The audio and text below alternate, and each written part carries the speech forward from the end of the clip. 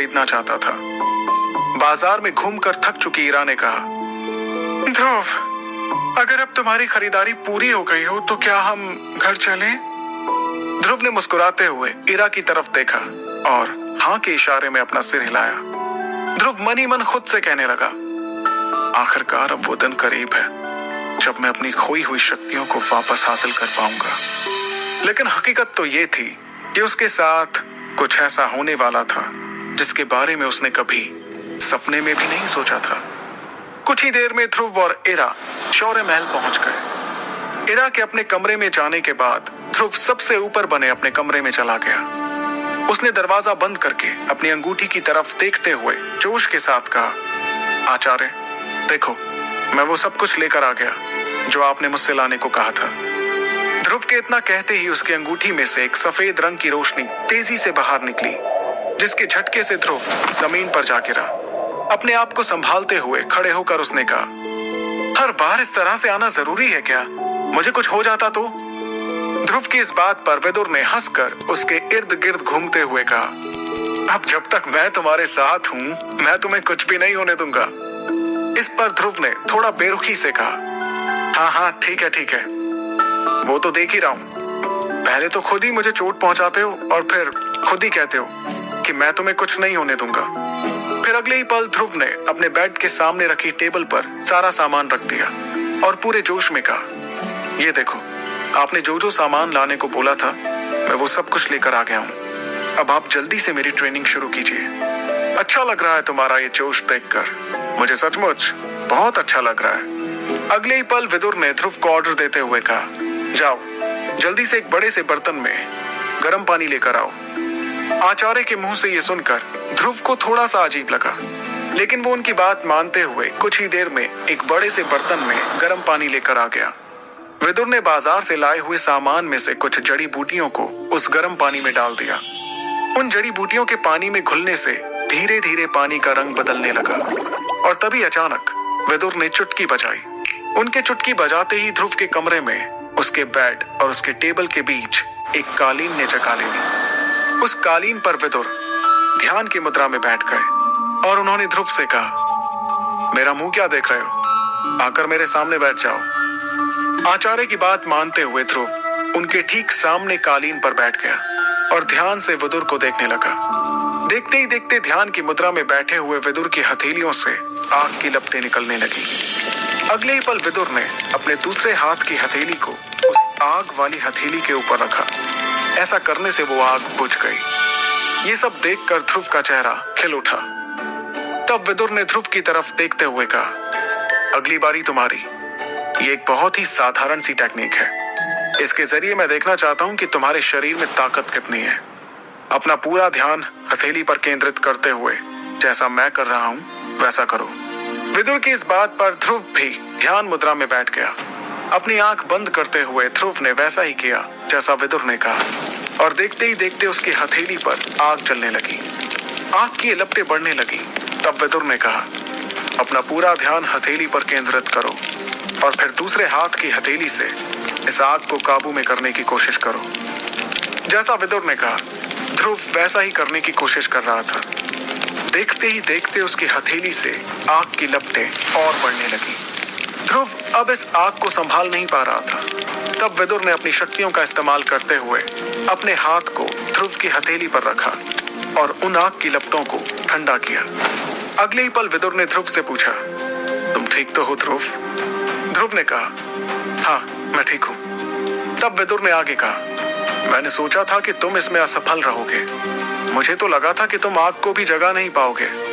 हालांकि तुम उसे ठंडा नहीं कर पाए, फिर भी तुमने अच्छी कोशिश की। अगले ही पल विदुर ने देखा कि ध्रुव उसे बैठे बैठे लहराते हुए नजर आने लगा था। जैसे ही विदुर ने ध्रुव को संभालने की कोशिश की, उसने उल्टियां करना शुरू कर दिया। ये देखकर विदुर घबरा गए, क्योंकि ध्रुव कोई साधारण उल्टी नहीं बल्कि खून की उल्टियां कर रहा था। विदुर उसे संभालने की कोशिश कर ही रहे थे कि ध्रुव बेहोश होकर कालीन पर गिर पड़ा। विदुर ने चीखते हुए कहा, ध्रुव, अपनी आंखें खोलो, अपनी आंखें खोलो ध्रुव। ये तो सिर्फ तुम्हारे शरीर की ताकत को देखने के लिए एक छोटा सा प्रयास था। ऐसा कैसे हो सकता है? ध्रुव की फिक्र करते हुए आचार्य विदुर ने उसके शरीर के सामने कुछ मंत्र पढ़ने शुरू कर दिए। उन्होंने अपने दोनों हाथों को खोल दिया, जिसमें से सफेद रंग का धुआं निकला।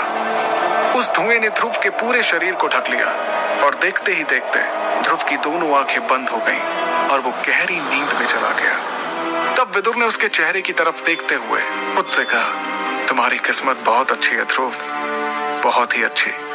खुद से इतना कहने के बाद विदुर ने ध्रुव को कालीन पर सुला दिया और अपनी शक्तियों से ध्रुव की शक्तियों को बढ़ाते हुए कहा, अब से मेरा भविष्य भी तुम पर ही निर्भर है।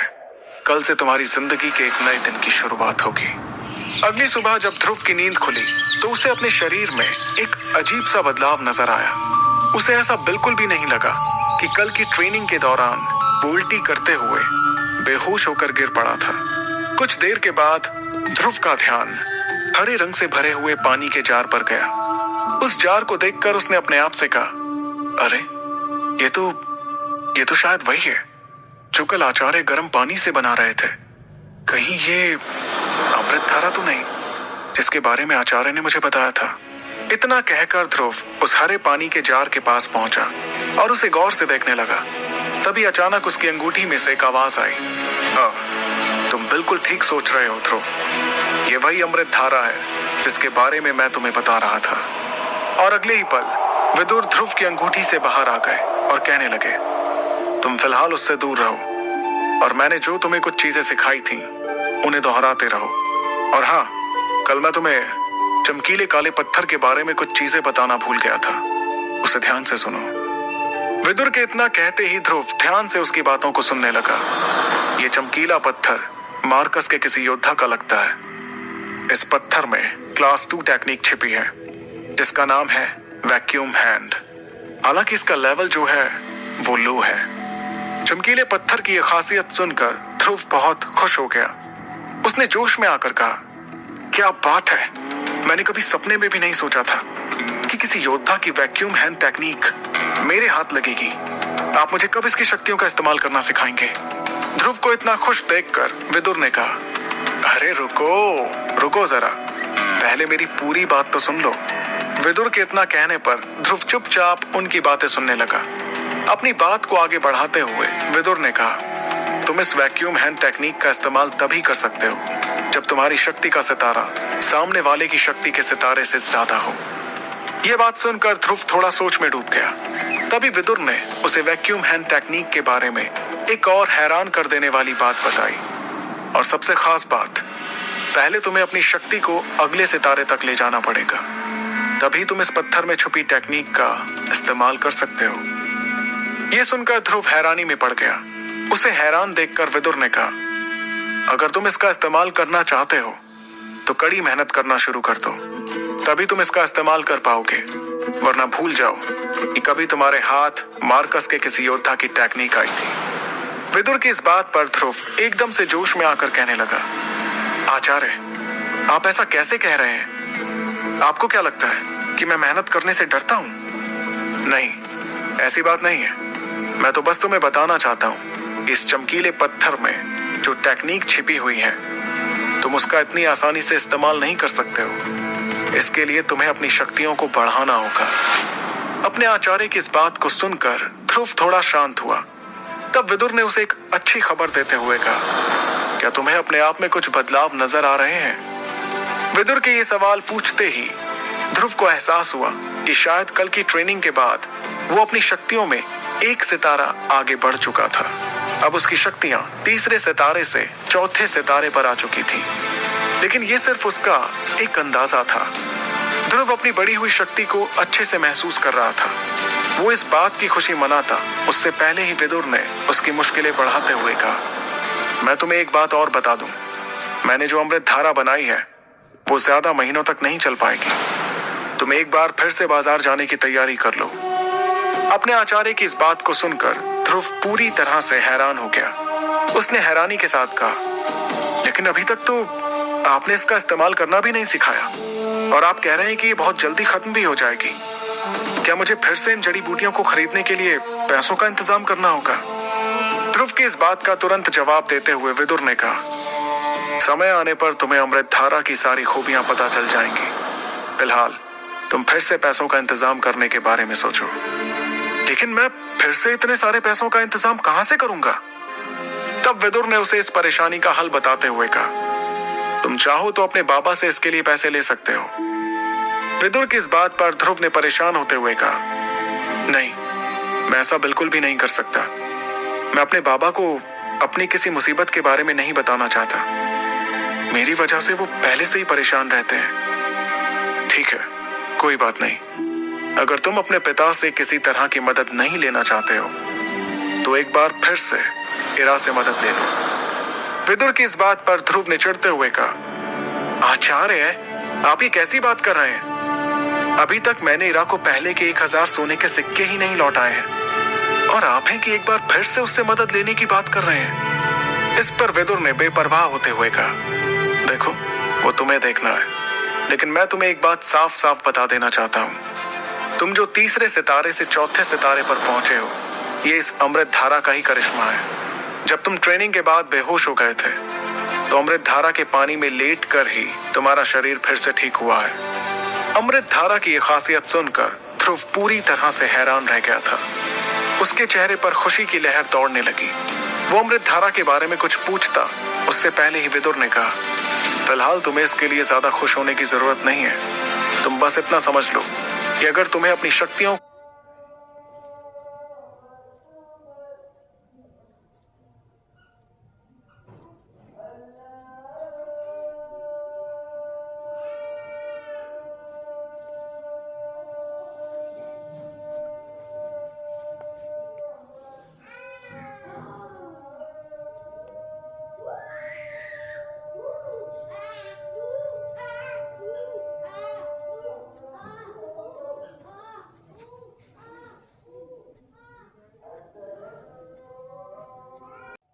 को अगले सितारे तक ले जाना है तो तुम्हें बाजार से उन चीजों को फिर से खरीदना पड़ेगा और इसके लिए तुम्हें कई सोने के सिक्कों की जरूरत पड़ेगी। ये बात सुनकर ध्रुव ने थोड़ा परेशान होते हुए कहा, ठीक है, मुझे बार बार एक ही बात मत बताओ, मैं कोई ना कोई रास्ता जरूर निकाल लूंगा।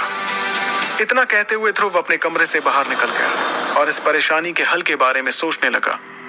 दूसरी ओर विदुर फिर से ध्रुव की अंगूठी में जाकर बैठ गया। शौर्य महल से बाहर निकलते ही ध्रुव को शौर्य दल के ट्रेनिंग ग्राउंड से कुछ आवाजें आने लगी। उन आवाजों से उसे समझ आ गया कि वहां पर 2 योद्धाओं के बीच प्रैक्टिस चल रही थी। ध्रुव ने बिना देर किए अपने कदमों को ट्रेनिंग ग्राउंड की ओर बढ़ा लिया। कुछ ही देर में वो ट्रेनिंग ग्राउंड के बड़े से दरवाजे पर पहुंच गया और अपनी आंखों के सामने का नजारा देखकर उसने कहा, ओहो, तो ये बात है, आज इरा सनी को मजा चखा रही है। ट्रेनिंग ग्राउंड मेसोडोरिया शहर के लोगों से खचाखच भरा हुआ था। इस वक्त सनी और इरा के बीच तगड़ा मुकाबला चल रहा था। सनी ध्रुव का बहुत दूर का भाई था। सनी और ध्रुव में ज्यादा बनती भी नहीं थी। सभी लोग तालियां बजाकर सनी और इरा का हौसला बढ़ा रहे थे। वो दोनों हवा में उड़ते हुए एक दूसरे के वार पर पलटवार कर रहे थे। इसी बीच सनी ने इरा के मुंह पर मुक्के से जोरदार वार किया, लेकिन इरा ने अपने चेहरे को बचाते हुए सीधे सनी के पैर पर पलटवार किया। इस वार से सनी जमीन पर जा गिरा और उसके मुंह पर धूल का गुबार नजर आने लगा। तब इरा ने उससे कहा, क्यों, कैसी रही? जमीन पर पड़े सनी से इतना कहते हुए जैसे ही इरा ने सामने देखा तो उसे ध्रुव नजर आया। वो ध्रुव के पास पहुंच गई और उसे गले लगाने लगी। ध्रुव के शरीर को देखकर उसे बहुत ही जल्द इस बात का अंदाजा हो गया कि उसके शरीर में जो बदलाव नजर आ रहे हैं वो शक्ति के चौथे सितारे के हैं। तब इरा ने मुस्कुराते हुए ध्रुव से कहा, ध्रुव, तुमने मुझे बताया भी नहीं कि तुमने ट्रेनिंग लेना शुरू कर दिया है। इरा के इतना कहते ही ध्रुव ने अपने आप को देखना शुरू किया। तभी इरा ने आगे कहा, तुम्हें मुझसे कोई झूठ बोलने की जरूरत नहीं है। मुझे खुशी है कि तुमने अपनी शक्ति का एक सितारा बढ़ा लिया है। ध्रुव और इरा आपस में बात कर ही रहे थे कि तभी उनके पीछे कोई आकर खड़ा हो गया। उसने उन दोनों से कुछ ऐसी बात कही जिसे सुनकर ध्रुव के चेहरे का रंग बदलने लगा और उसकी आंखों में खून उतर आया।